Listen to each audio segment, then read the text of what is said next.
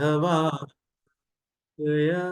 कुंज बिहारी जय राधा माधवा कुंज बिहारी जय गोपी जन वल्लभा गिरिवरधारी जय गोपी जन वल्लभा गिरिवरधारी यशोदानंदन व्रज जन रंजन यशोदानंदन व्रज जन रंजन जमुना तीरावनचारी यमुना तीरावनचारी जय राधा माधवा कुंज बिहारी हरे कृष्णा कृष्णा कृष्णा हरे हरे हरे राम राम राम हरे हरे जय प्रभुपदा जय प्रभुपदा प्रभुपदा जय प्रभुपदा जय गुरुदेवा जय गुरुदेवा गुरुदेवा जय गुरुदेवा निताय गौरा हरि बोल हरि बोल हरि बोल निताय गौर हरि बोल। Prabhupada ki jai, Patita Pavan Maharaj ki jai, Nitai Gaur Premanande.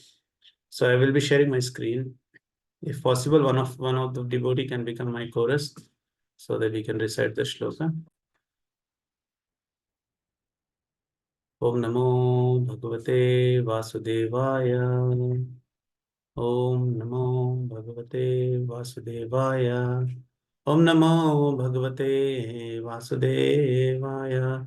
Narayanam Namaskrityam Naram Chaiva Narottamam Devim Saraswatim Vyasam Tato Jayamudhirayet Nashtaprayeshu Abhadreshu Nityam Bhagavata Sevaya Bhagavati Uttama Shloke Bhaktir Bhavati Naishtaki. Sloka recitation Shloka. Chapter number, Canto number 1, chapter number 8, Shloka number 34. Bharavataraniyanyanye Bharavataranayanये Bhuvo Nava Ivodhatu Bhuvo Nava Ivodhatu Sitadantya Bhuri Bharena Sitadantya Bhuri Bharena Jato hi Atma Bhuvaratitah Jato hi Atma Bhuvarartitah. Word by word meaning.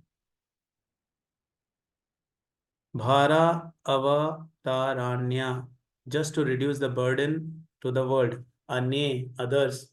Bhuva, of the world. Navaha, boat. Iva, like. Udadhau, on the sea. Siddhantayaha, aggrieved. Bhuri, extremely. Bharena, by the burden. Jataha, you were born. He, certainly. Atma, Bhuva, by Brahma. Artita, being prayed for. Translation and purport by His Divine Grace A.C. Bhaktivedanta Swami Srila Prabhupada ki jai. Others say that the world, being overburdened like a boat at the sea, is much aggrieved, and that Brahma, who is your son, prayed for you, and so you have appeared to diminish the trouble. Purport. Brahma, or the first living being born just after the creation, is the direct son of Narayana. Narayana, as Garbhodakshayi Vishnu, first of all entered the material universe. Without spiritual contact, matter cannot create. This principle was followed from the very beginning of the creation. The Supreme Spirit entered the universe, and the first living being, Brahma, was born on a lotus flower, grown out of the transcendental abdomen of Vishnu. Vishnu is therefore known as Padmanabha. Brahma is known as Atmabhu because he was begotten directly from the Father without any contact of Mother Lakshmi. Lakshmi ji was present near Narayana, engaged in the service of the Lord, and still without contact with Lakshmi ji, Narayana begot Brahma. That is the omnipotency of the Lord. One who foolishly considers Narayana like other living beings should take a lesson from this. Narayana is not an ordinary living being. He is the first personality of Godhead himself. And he has all the potencies of all the senses in all parts of his transcendental body. An ordinary living being begets a child by sexual intercourse, and he has no other means to beget a child other than the one designed for him. But Narayana, being omnipotent, is not bound to any condition of energy. He is complete and independent to do anything and everything by his various potencies very easily and perfectly. Brahma is therefore directly the son of the father and was not put into the womb of a mother. Therefore, he is known as Atmabhu. This Brahma is in charge of further creation in the universe, secondarily reflected by the potency of the omnipotent. Within the halo of the universe, there is a transcendental planet known as Shwetdipa, which is the abode of Kshirodakshai Vishnu, the Paramatma feature of the Supreme Lord. Whenever there is a trouble in the universe that cannot be solved by the administrative demigods, they approach Brahmaji for a solution. And if it is not to be solved even by Brahmaji, then Brahmaji consults and prayers to Kshirodakshai Vishnu for an incarnation and solution to the problems. Such a problem arose when Kamsa and other were ruling on over the earth, and the earth became too much overburdened by the misdeeds of the Asuras. Brahmaji, along with other demigods, prayed at the shore of Kshirodaka ocean, and there and they were advised of the descent of Krishna as the son of Vasudeva and Devaki. So some people say that Lord appeared because of the prayers of Brahmaji.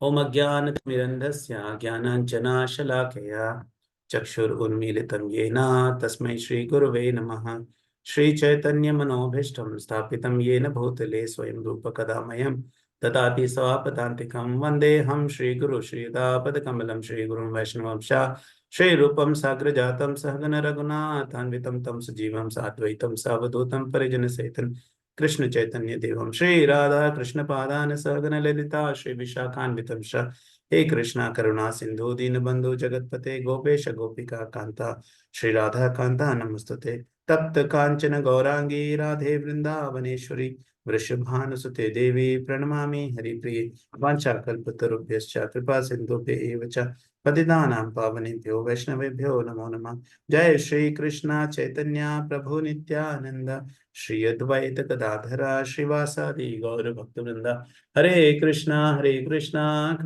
Krishna Hare Hare Hare Rama Rama Rama Hare Hare Mukam Karoti Vacharam Pangam Langayate Girim Yat Kaparam Vande Shri Guru Dinitaranam Paramanandam Mahatma Shri Chaitanyeshwaram. So Hare Krishna, welcome again to all of you, and I'm thankful to His Grace Matrapati Prabhuji for giving me this opportunity wherein I get to speak Srimad Bhagavatam early in the morning on Monday.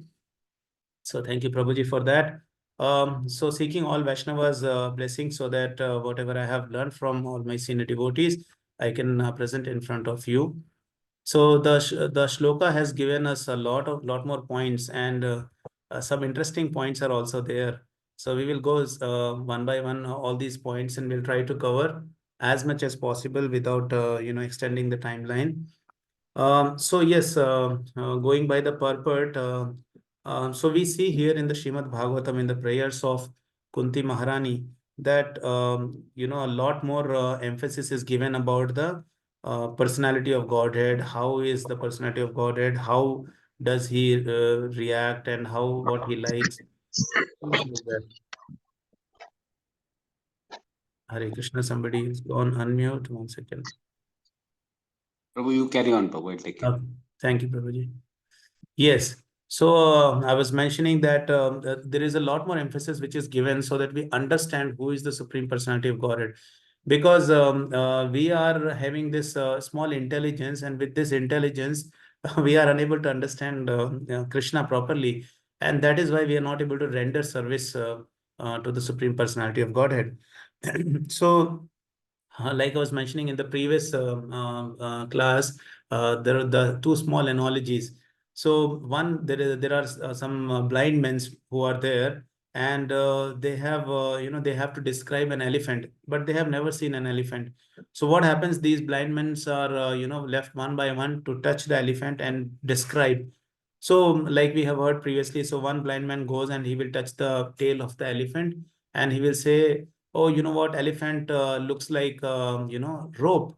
And other one goes and touches the leg of the elephant, and they say, no, no, elephant actually looks like a pillar. And third person goes, and this blind man touches the ear of the elephant and comes back with the conclusion that elephant is nothing but like a fan. But all these people do not know that how does an elephant look like. So that is how what is happening in this current world, that people do not know about God, and they are claiming lot more theories. Whatever their small intelligence they can understand of, they start explaining about God. Similarly, Prabhupada gives the example of Dr. Frog. So there was a frog who was residing in a well, and there was another frog who came from the ocean. So when these two frogs are talking, so the Dr. Frog, who is the frog of the well, he is very very proud of him being the owner of that well, and he says, "Oh, you have come from ocean. So how big is the ocean?" So the Dr. Frog is continuing to say that the ocean must be two times this well or three times of this well, right? What is so great about ocean? But see, this stupid doctor, he has not seen the ocean, and he is trying to, on his own mental speculation, he's trying to give a description of the ocean. So in the same manner, people they do not understand God. And I was reading Srimad Bhagavatam 7th canto 2 days back, ninth chapter, where Prahlad Maharaj is, when Narsimhadev is asking Prahlad that you ask a boon, I'm very happy with you. You are the beautiful and wonderful devotee, and you are best among the asuras. So much praises Prahlad was getting from Narsimhadev, and then Narsimhadev will ask him, you ask me any boon, whatever you want. I want to give you some boon because you are such a wonderful devotee. So at that point of time, Prahlad is not, not willing to ask anything material. He is very much scared that if I take something material, it can be an impediment in my spiritual journey.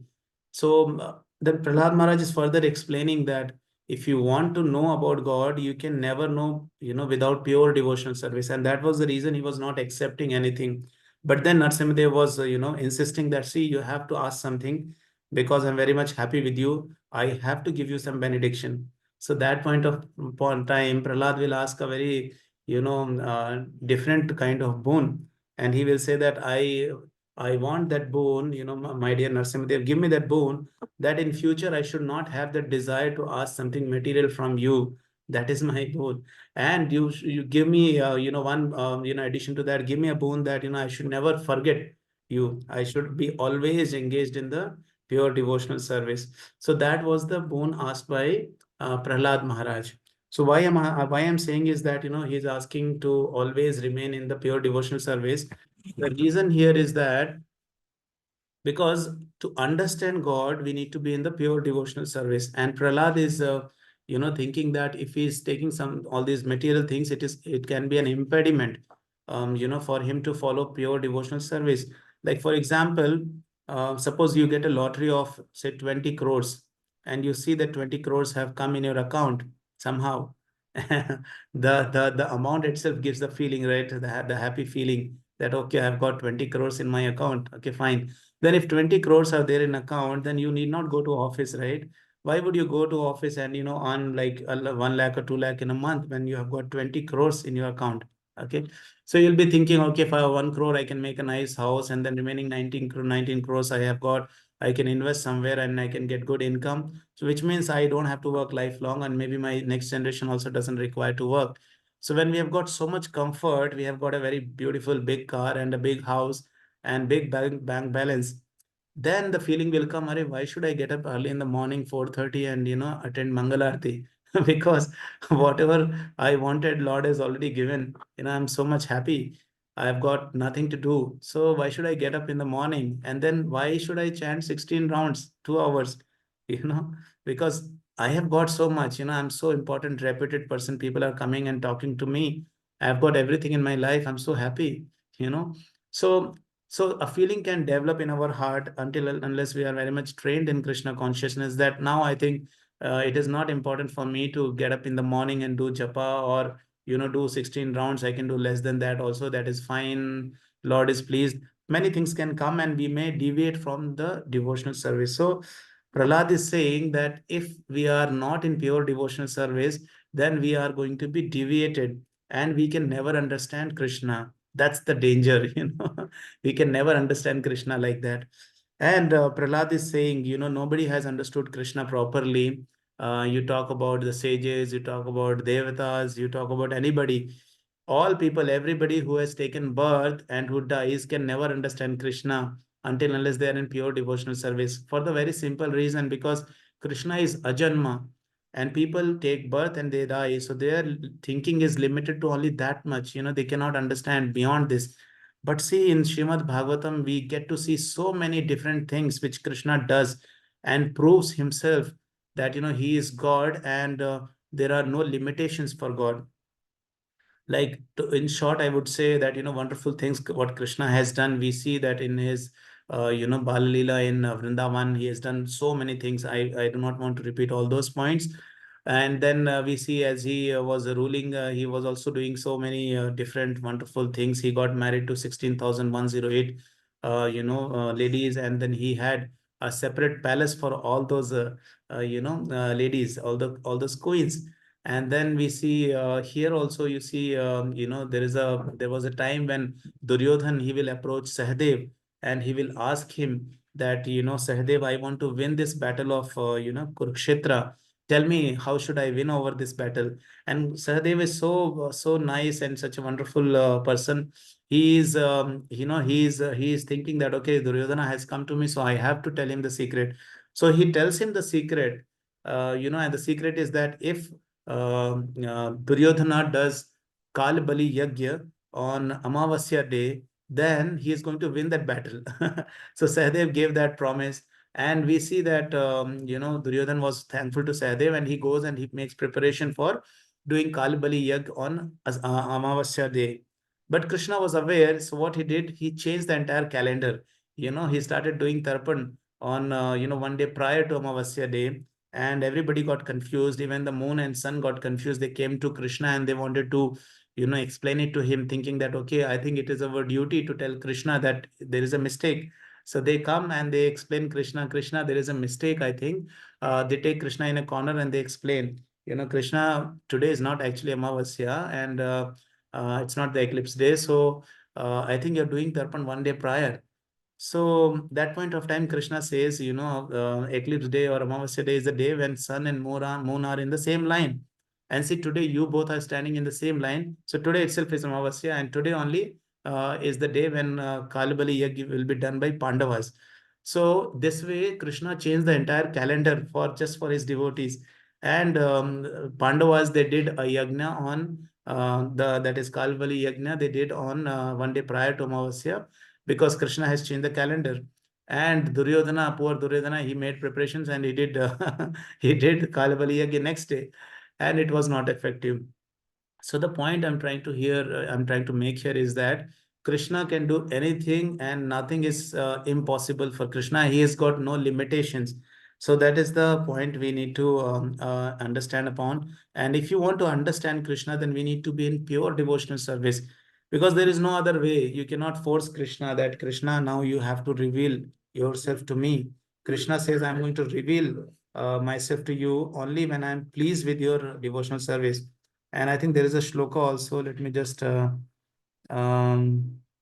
let me just figure that out. Um, okay. Anyways, I'll get that shloka a little later.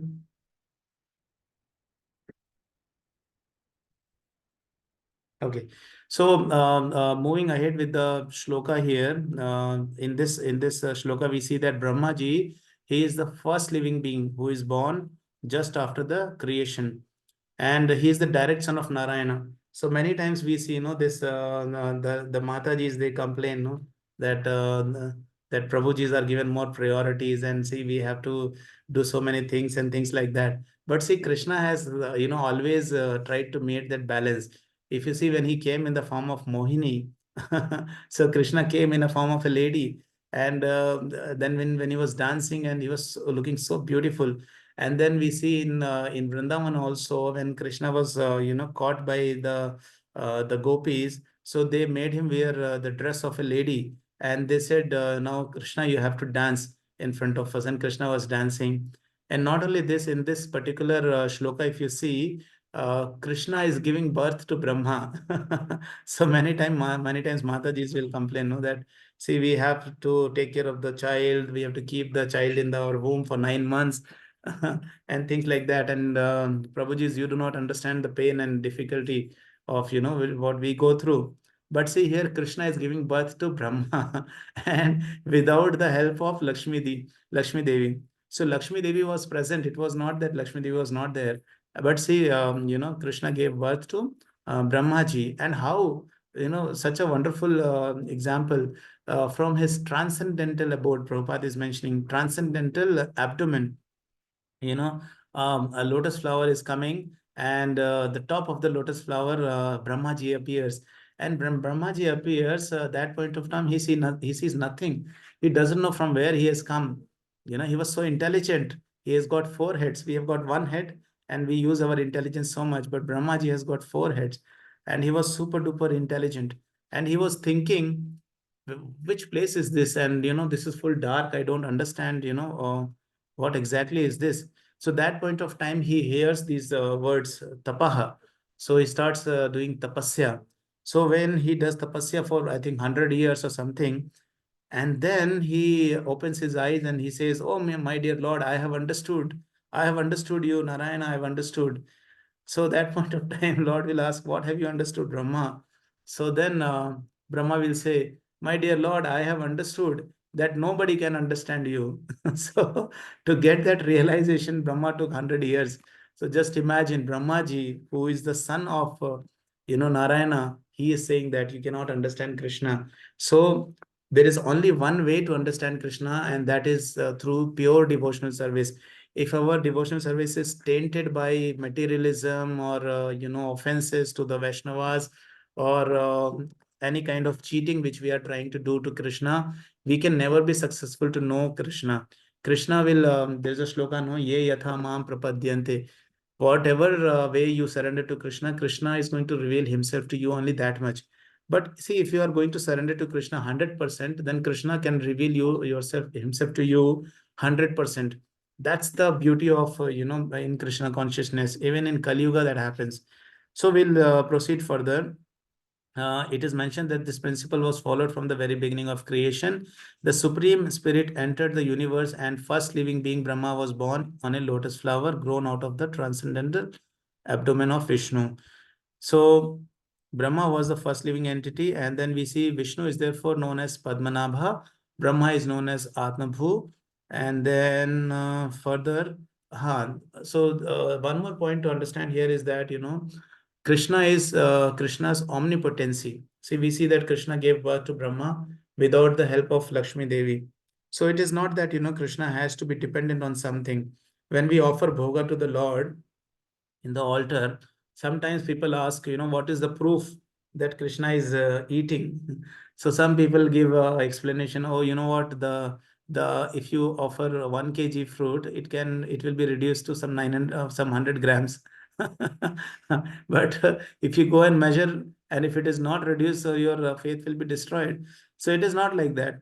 So Krishna is omnipotent. He can do everything from all the senses. So Krishna can eat from the ears, and Krishna can eat from his eyes.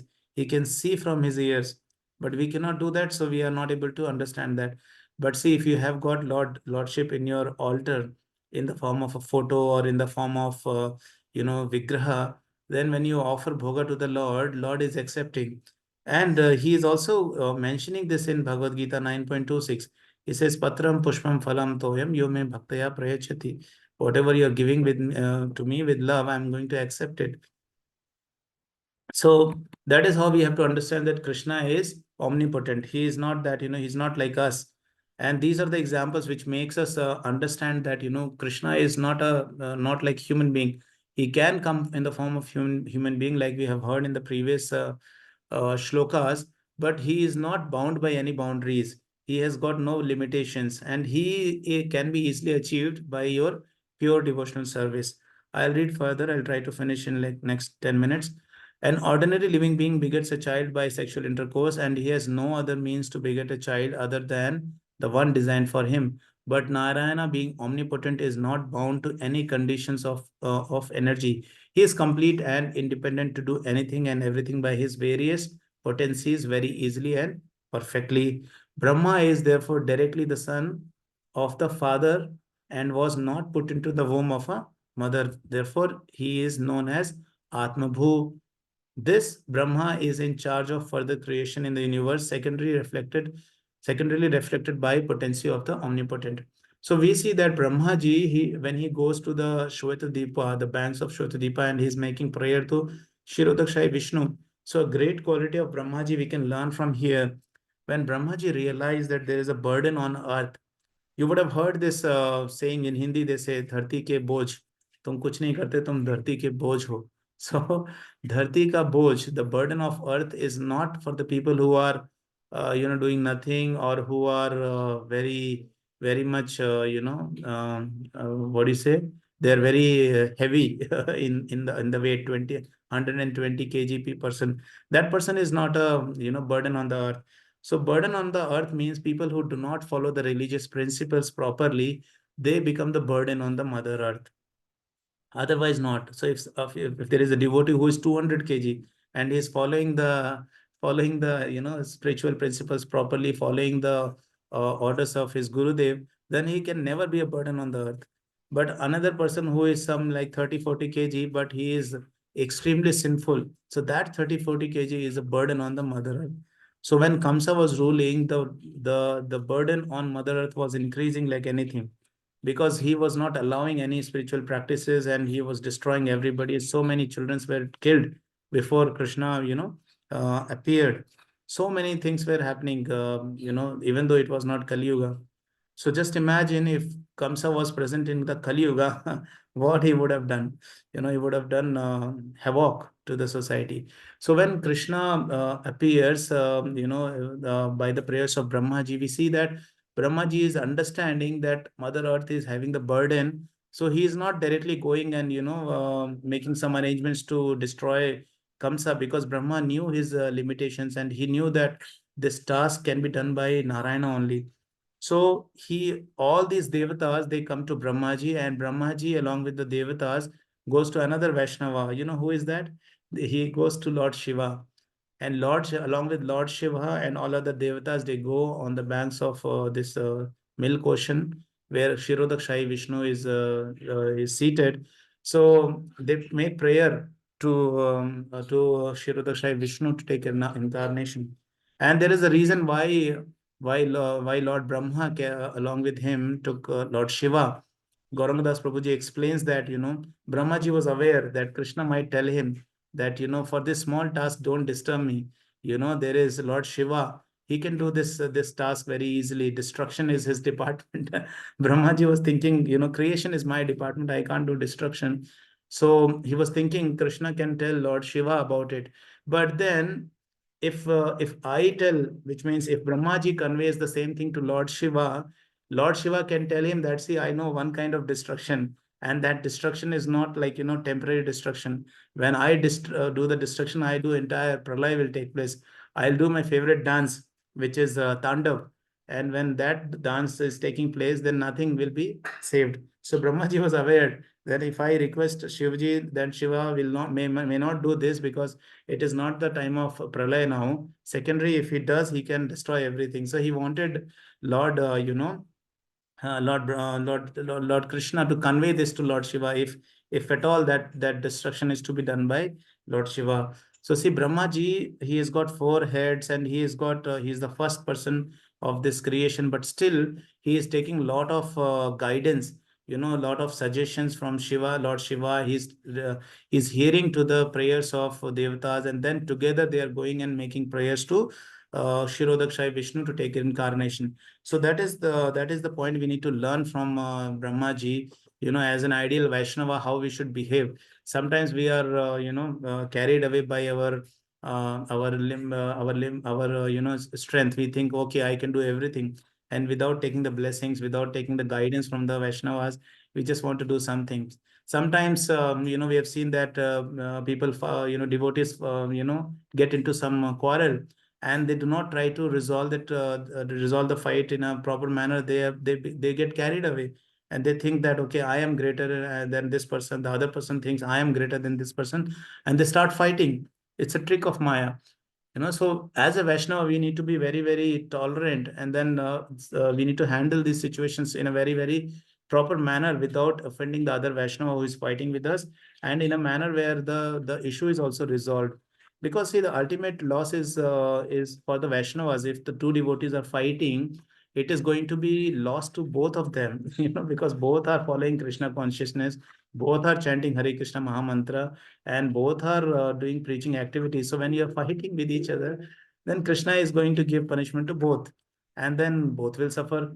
So the intelligent person is the one who doesn't take all these fights to the heart, and take these things very, very lightly, as a small dispute, and then they resolve it very, very efficient manner without getting affected by it. So by doing this, another person can say, oh, you have got no shame. People are accusing you so many things. They are shouting at you, but you are still very calm. So that person who is calm is very intelligent, because he knows that I do not want to create offenses and create trouble for me. It is very easy to get offended and start shouting back. So there are so many learnings which we get when we read the scriptures, and that is why it is said, Nityam Bhagavatam Sevaya. What is the first line of it? Um, Nashta Prayeshu Abhadreshu Nityam Bhagavata Sevya. So all the Abhadreshu will be destroyed if we are hearing Shrimad Bhagavatam daily, if we are reading Shrimad Bhagavatam daily. It is very, very important. And that is why we can remain in the right consciousness. So I will give a pause here. I will stop here for now. And if I've committed any offenses or any mistakes, please forgive me and you can correct me. If you have any questions, so please unmute yourself. You can come on video or maybe on the audio also. You can ask your questions. Srila Prabhupada ki jai, Patita Pavan Guru Maharaj ki jai, Nitai Gaur Premanande, Hari Bol, Hare Krishna.